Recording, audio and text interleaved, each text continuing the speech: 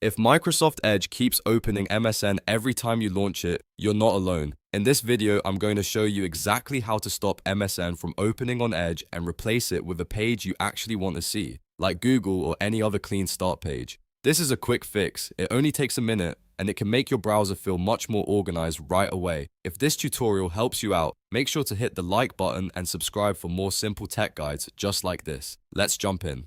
First, open Microsoft Edge on your computer. In the top right corner, click the three dots menu. This is where Edge keeps its main settings and options. From the menu, click Settings. Once the settings page opens, look over to the left sidebar and find Start, Home, and New Tabs. Click that section. This is the part of Edge where you control what happens when the browser opens, what your home button does, and what new tabs show. Now, under the When Edge Starts section, you want to look for the option that says Open a specific page or pages.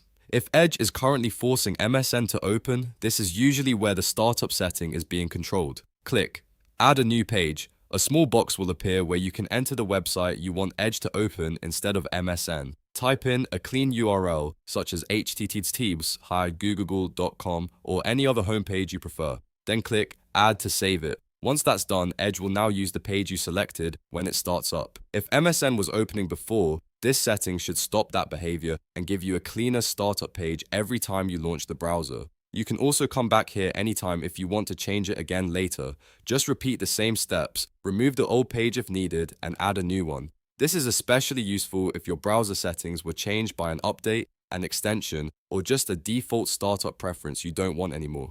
So to recap, click the three dots, open Settings, go to Start, Home, and New Tabs, choose Open a specific page or pages, and add the website you want instead of MSN. And that's it. You've successfully stopped MSN from opening on Edge. If this video helped, please give it a like, and don't forget to subscribe for more quick and useful tutorials. Thanks for watching, and I'll see you in the next one.